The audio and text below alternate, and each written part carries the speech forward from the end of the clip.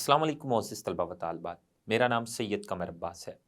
मोअज़्ज़िज़ तलबा व तालिबात, आज हम इकोसिस्टम में एनर्जी का बहाव पढ़ेंगे। तो आइए चलते हैं ग्लास बोर्ड की जानिब। अस्सलाम वालेकुम मोअज़्ज़िज़ तलबा व तालिबात। आज हम पढ़ने वाले हैं इकोसिस्टम में एनर्जी का बहाव। गुज़िश्ता लेक्चर में हमने इकोसिस्टम में मटेरियल्स का बहाव पढ़ा था और हमने पढ़ा था इकोसिस्टम में जो मटेरियल्स यानी खुराक के मादों का बहाव हो रहा है वो फूड चेन और फूड वेब्स के जरिए एक ट्रॉफिक लेवल से दूसरे ट्रॉफिक लेवल की तरफ हो रहा है। Food chain, food web, trophic level क्या होते हैं, इनकी तफसील हमने गुज़िश्ता लेक्चर में जानी थी। एनर्जी का बहाव भी, इकोसिस्टम में जो एनर्जी का बहाव होना है वो भी एक ट्रॉफिक लेवल से दूसरे ट्रॉफिक लेवल की तरफ फूड चेन और फूड वेब के जरिए ही होना है। लेकिन कैसे, ये हम जानने की कोशिश करते हैं। आज इस इकोसिस्टम में जितनी भी एनर्जी है, इस एनर्जी का जो जरिया है वो सूरज है। इकोसिस्टम में एनर्जी बहती कैसे है, बहाव कैसे होता है, ये तो अभी हम पढ़ते हैं। लेकिन पहले ये जान ले, इकोसिस्टम में जो बहने वाली एनर्जी है ये आती कहां से है? ये सूरज से आती है। तो इकोसिस्टम में जो एनर्जी मौजूद है इस वक्त, ये सूरज से इकोसिस्टम के अंदर आकर फिर एक ट्रॉफिक लेवल से दूसरे ट्रॉफिक लेवल की तरफ बहती है। तो आपने ये बात याद रखनी है कि इकोसिस्टम में, तमाम इकोसिस्टम में जो इब्तिदाई एनर्जी का जरिया है वो सूरज है। ये हम लिख लेते हैं, इको सिस्टम में एनर्जी का जरिया, एनर्जी आने का जरिया, इकोसिस्टम में एनर्जी आती कहां से है भाई? सूरज से आती है। तो इकोसिस्टम में एनर्जी का जरिया, सबसे बड़ा जरिया सूरज है। ये बात आपने हर हाल में याद रखनी है। तो जब सूरज से एनर्जी इकोसिस्टम में आती है तो वो अब इकोसिस्टम में एनर्जी बहेगी कैसे? बिल्कुल उस तरह जिस तरह मटेरियल्स का बहाव होता था इकोसिस्टम में एक ट्रॉफिक लेवल से दूसरे ट्रॉफिक लेवल की तरफ फूड चेन या फूड वेब के जरिए, एनर्जी का बहाव भी वैसा ही होगा। तो ये हम जानने की कोशिश करते हैं एक डायग्राम के जरिए।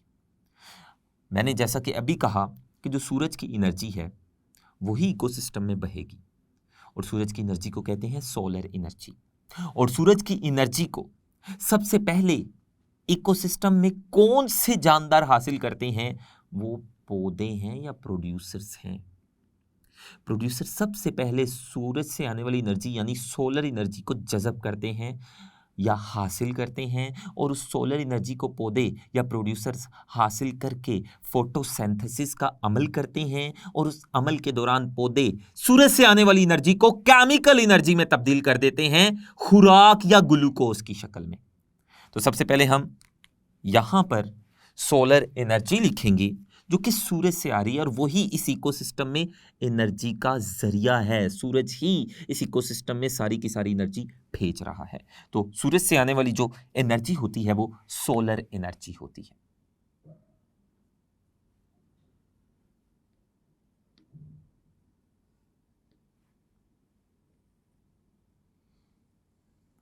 सोलर एनर्जी जो सूरज से आती है, इस सोलर एनर्जी को इकोसिस्टम में सबसे पहले हासिल कौन करेगा?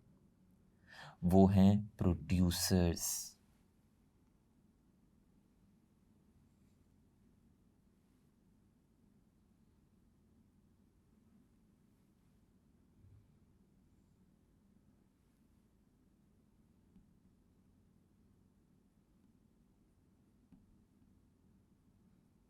तो प्रोड्यूसर सूरज से आने वाली एनर्जी को हासिल करेंगे और फोटोसिंथेसिस के जरिए उसको केमिकल एनर्जी में तब्दील कर देंगे। फोटोसिंथेसिस होगी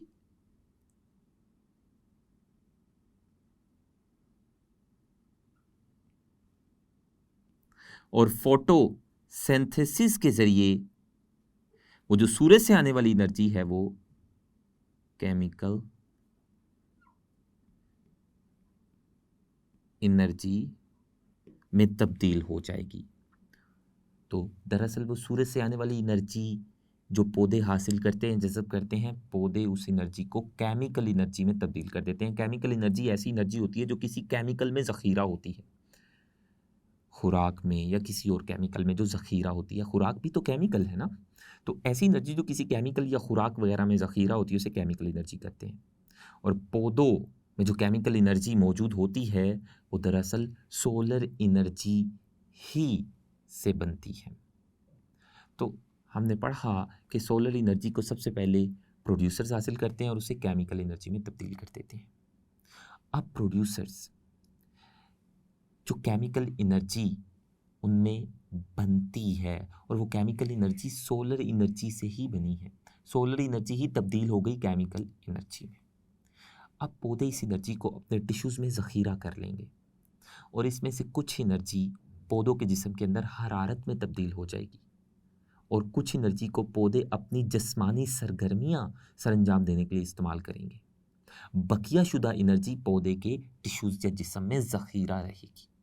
तो पौधा क्या करेगा, कुछ एनर्जी जो पौधे के जिस्म में जितनी भी एनर्जी ज़ख़ीरा है, केमिकल एनर्जी ज़ख़ीरा है, उसमें से कुछ एनर्जी हरारत में तब्दील हो जाएगी मेटाबॉलिक आमाल के दौरान। पौधे में बहुत सारे मेटाबॉलिक आमाल होते हैं, केमिकल रिएक्शंस होते हैं। तो पौधे में होने वाली मेटाबॉलिक सरगर्मियों के दौरान पौधे में जो ज़ख़ीरा शुदा एनर्जी है उसमें से कुछ एनर्जी मेटाबॉलिक सरगर्मियों या केमिकल रिएक्शंस के दौरान हरारत में तब्दील हो जाएगी और कुछ एनर्जी को पौधा अपनी जिस्मानी सरगर्मियां सरअंजाम देने के लिए इस्तेमाल करेगा।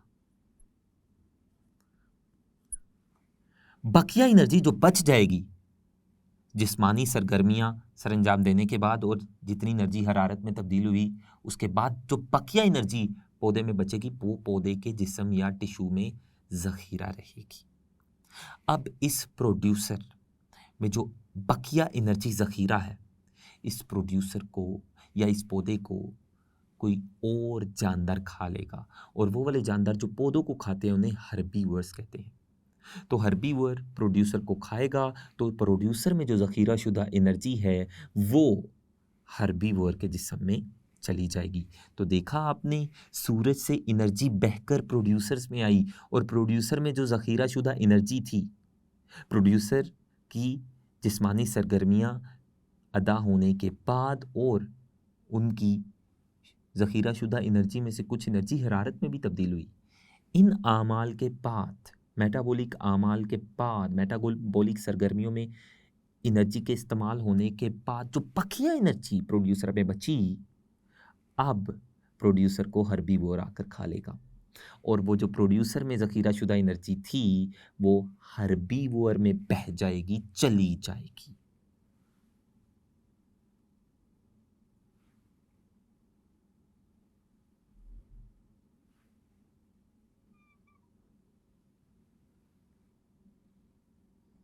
हर्बीवोर, तो हर्बीवर्स प्रोड्यूसर्स को खाने वाले जानवरों को कहते हैं, पौधों को खाने वाले जानवर को कहते हैं। तो हर्बीवर्स जब प्रोड्यूसर्स को खाएंगे तो प्रोड्यूसर्स में जो ज़ख़ीरा शुदा एनर्जी बच गई थी वो हर्बीवर्स में आ जाएगी और वो हर्बीवर्स में जो एनर्जी आती है वो भी खुराक की शक्ल में आती है, ऑर्गेनिक कंपाउंड यानी खुराक की शक्ल में आती है, क्योंकि हर्बीवर्स प्रोड्यूसर्स को खुराक के तौर पर खाते हैं। तो वो खुराक जब प्रोड्यूसर्स से हर्बीवर्स में आती है तो खुराक में जो ज़ख़ीरा शुदा केमिकल एनर्जी है वो भी हर्बीवर्स में आ जाती है। तो हर्बीवर्स में केमिकल एनर्जी आ जाएगी प्रोड्यूसर से खुराक या ऑर्गेनिक कंपाउंड की शक्ल में, खुराक की शक्ल में। अब ये जो हर्बीवर्स हैं इन्हें जो एनर्जी मिली है प्रोड्यूसर से, ये उस एनर्जी को मेटाबॉलिक सरगर्मियों के दौरान इस्तेमाल करेंगे और इनमें जो एनर्जी आती है प्रोड्यूसर से, कुछ एनर्जी मेटाबॉलिक सरगर्मियों के दौरान हरारत में तब्दील हो जाती है और कुछ एनर्जी को ये अपनी जिस्मानी सरगर्मियां सरंजाम देने के लिए इस्तेमाल करेंगे। बकिया एनर्जी जो बच जाएगी हर्बीवर्स में, वो हर्बीवर्स के टिश्यूज में जखीरा हो जाएगी, ये वाली सरगर्मियां सरंजाम देने के बाद। अब ये जो हर्बीवर्स है, इनमें जो बकिया एनर्जी जखीरा है, इनको खाने वाले जानवरों को कार्निवर्स कहते हैं। तो अब हर्बीवर्स को कौन खा लेंगे? कार्निवर्स।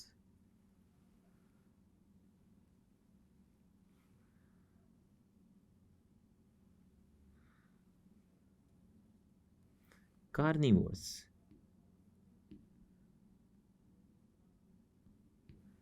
कार्निवर्स में हर्बीवर्स को जब कार्निवर्स खा लेंगे तो हर्बीवर्स में जो बकिया शुदा जखीरा एनर्जी थी वो कार्निवर्स में चली जाएगी। कब? जब कार्निवर्स हर्बीवर्स को खा लेंगे तो उनके टिश्यूज में जो जखीरा एनर्जी है वो कार्निवर्स में आ जाएगी, और वो भी खुराक की शक्ल में आएगी।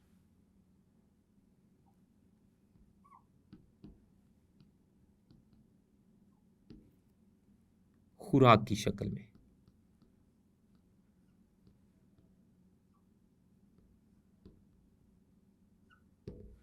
और कार्निवर्स हर्बीवर्स से जो एनर्जी हासिल करेंगे, उस एनर्जी में से कुछ एनर्जी अपनी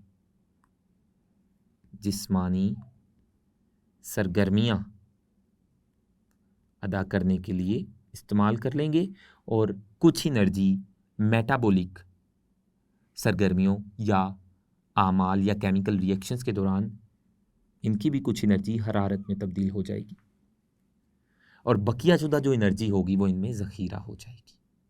और आखिरकार ये प्रोड्यूसर्स, हर्बीवोर्स और कार्निवोर्स जब ये सब मर जाएंगे, इनके मुर्दा इजसाम, उनमें एनर्जी ज़ख़ीरा होती है। कार्निवोर सारी की सारी एनर्जी तो इस्तेमाल नहीं करते, थोड़ी सी एनर्जी बच जाती है। ये सरगर्मियां सरंजाम देने के बाद इनके जिस्म में भी थोड़ी सी एनर्जी बच जाती है। तो जब ये मर जाएंगे कार्निवोर्स, तो इनके मुर्दा इजसाम पर डीकंपोजर्स आएंगे। डीकंपोजर्स के बारे में हमने तफसील से पढ़ा था। और डीकंपोजर्स इन कार्निवोर्स के मुर्दा इजसाम से अब एनर्जी हासिल करेंगे जो इनमें ज़ख़ीरा होगी। और ना सिर्फ कार्निवोर्स बल्कि हर्बीवोर्स और प्रोड्यूसर्स मरने के बाद इनके इजसाम पर भी डीकंपोजर्स आ जाएंगे, और इनके इजसाम में, इनके टिश्यूज में ज़ख़ीरा शुदा एनर्जी को हासिल कर लेंगे, और वो भी केमिकल एनर्जी होगी जो इन्हें मिलेगी। और डीकंपोजर्स भी जो उनको एनर्जी मिलती है मुर्दा इजसाम में से, मेटाबॉलिक आमाल के दौरान उनकी कुछ एनर्जी हरारत में तब्दील हो जाती है, और कुछ एनर्जी को वो अपनी जिस्मानी सरगर्मियां अदा करने के लिए इस्तेमाल कर लेते हैं। तो आपने देखा कि किस तरह से वो जो सूरज से आने वाली एनर्जी है वो इकोसिस्टम में बहती जा रही है। वो एक ट्रॉफिक लेवल से दूसरे ट्रॉफिक लेवल की तरफ गई, दूसरे ट्रॉफिक लेवल से एनर्जी तीसरे ट्रॉफिक लेवल से एनर्जी चौथे ट्रॉफिक लेवल यानी डीकंपोजर्स तक आ गई। तो एनर्जी का मुसलसल बहाव हो रहा है, सूरज से प्रोड्यूसर, प्रोड्यूसर से कंज्यूमर, और कंज्यूमर से आखिरकार वो एनर्जी बहकर डीकंपोजर्स तक पहुंच गई। तो एनर्जी, सूरज से आने वाली एनर्जी इकोसिस्टम में मुसलसल बहती जा रही है, प्रोड्यूसर से कंज्यूमर और कंज्यूमर से डीकंपोजर्स की तरफ। और सूरज से चूंकि मुसलसल एनर्जी आती रहती है, और इकोसिस्टम में भी एनर्जी इन ट्रॉफिक लेवल्स में एक लेवल से दूसरे ट्रॉफिक लेवल की तरफ बहती रहती है। तो ये आप लिख लीजिए कि सूरज से आने वाली एनर्जी प्रोड्यूसर से कंज्यूमर और कंज्यूमर से डीकंपोजर्स की तरफ बहती है इकोसिस्टम में। तो ये आप लिख लें, इकोसिस्टम में सूरज से आने वाली एनर्जी प्रोड्यूसर्स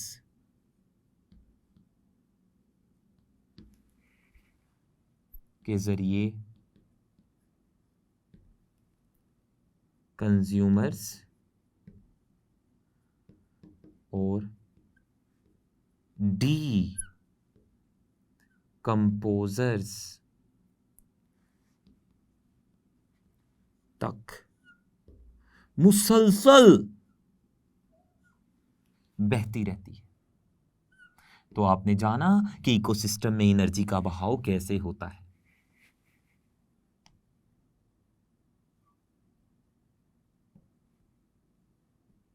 और एक बात जो आपने और याद रखनी है वो ये कि हर लेवल पर जैसे जैसे हम आगे जाते जाएंगे तो हर लेवल पर एनर्जी की मिकदार कम होती जाएगी।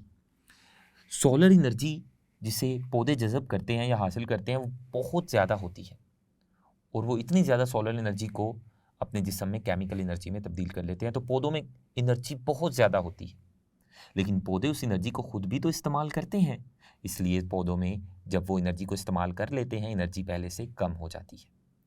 तो वो कम शुदा एनर्जी ज़ख़ीरा हो जाती है, और फिर पौधों को खाने वाले जो जानदार है यानी हर्बीवर्स, वो एनर्जी हर्बीवर्स में आ जाती है जो कि पौधों के इस्तेमाल करने के बाद कम हो चुकी थी। तो अब हर्बीवर्स भी इस एनर्जी को इस्तेमाल करेंगे अपनी सरगर्मियां सरंजाम देने के लिए, और कुछ एनर्जी हरारत में तब्दील हो जाएगी। तो ये एनर्जी हर्बीवर्स में और कम हो जाएगी, और जो एनर्जी थोड़ी बहुत बचेगी वो हर्बीवर्स में ज़ख़ीरा रहेगी। जब हर्बीवर्स को कार्निवर्स खा जाएंगे तो कार्निवर्स में वो ज़ख़ीरा शुदा एनर्जी आ जाएगी जो पहले से कम हो चुकी है। कार्निवर्स भी इस एनर्जी में से खुद भी अपनी सरगर्मियां सरंजाम देंगे, इस एनर्जी को इस्तेमाल करेंगे, और कुछ एनर्जी हरारत में तब्दील हो जाएगी। तो कार्निवर्स में एनर्जी की मिकदार और कम हो जाएगी, और फिर आखिरकार एनर्जी डिकम्पोजर्स को मिलेगी। वहाँ तक पहुँचते पहुँचते एनर्जी बहुत कम रह चुकी होगी, क्योंकि उससे पहले जानदारों ने एनर्जी को थोड़ा थोड़ा करके इस्तेमाल किया। आखिर तक एनर्जी आते आते बहते बहते बहुत कम रह चुकी होती है। तो हर लेवल के गुजरने के बाद एनर्जी की मिकदार कम हो जाती है। ये भी बात आपने याद रखनी है। हर लेवल के बाद एनर्जी की मिकदार जो काबिल इस्तेमाल मिकदार है, मिकदार में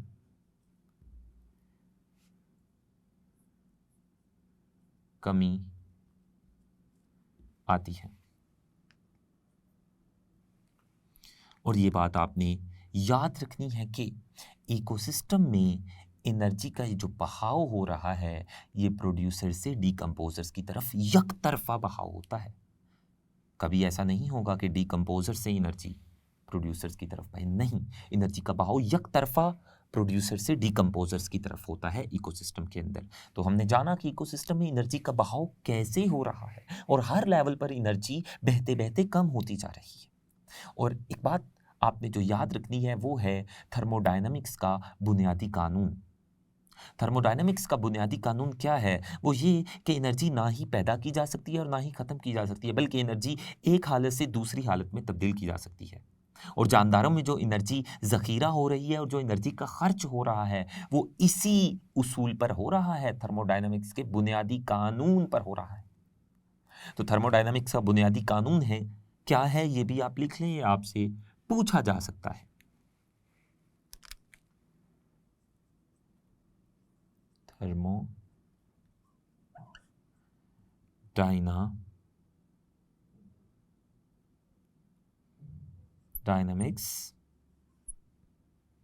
थर्मोडायनामिक्स का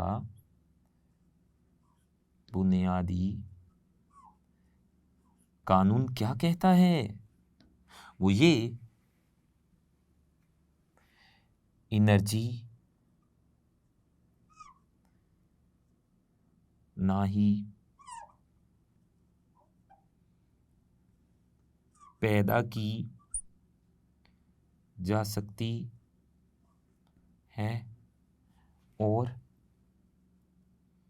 ना ही ख़त्म, बल्कि एक हालत से दूसरी हालत में तब्दील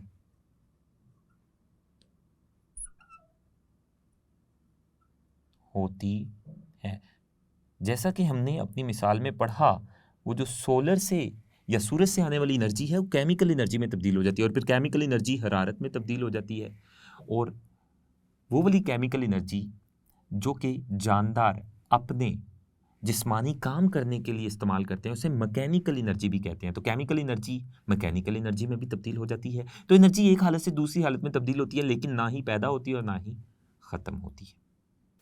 मुअज़्ज़िज़ तलबा व तालिबात, आज हमने पढ़ा कि इकोसिस्टम में एनर्जी का बहाव कैसे होता है और ये जाना कि इकोसिस्टम में जितनी भी एनर्जी है, इस सारी की सारी एनर्जी का जो ज़रिया है वो सूरज है। और फिर हमने पढ़ा कि सूरज की जो सोलर एनर्जी है वो प्रोड्यूसर्स में आती है। प्रोड्यूसर्स उस एनर्जी में से कुछ एनर्जी को अपनी जिस्मानी सरगर्मियाँ सरंजाम देने के लिए इस्तेमाल कर लेते हैं और कुछ एनर्जी हरारत में तब्दील हो जाती है। बाकी एनर्जी प्रोड्यूसर्स में केमिकल एनर्जी की शक्ल में ज़ख़ीरा हो जाती है। फिर वो एनर्जी प्रोड्यूसर से कंज्यूमर में जाती है और कंज्यूमर्स से वो एनर्जी आखिरकार डिकम्पोजर्स तक पहुंच जाती है। तो एनर्जी का बहाव मुख्तलिफ ट्रॉफिक लेवल्स के ज़रिए होता है। एक ट्रॉफिक लेवल से वो दूसरे ट्रॉफिक लेवल की तरफ जाती है फूड चेन के ज़रिए। और हमने ये भी जाना कि जो थर्मोडायनेमिक्स का बुनियादी कानून है वो क्या होता है। आज के लिए इतना ही। अल्लाह हाफ़िज़।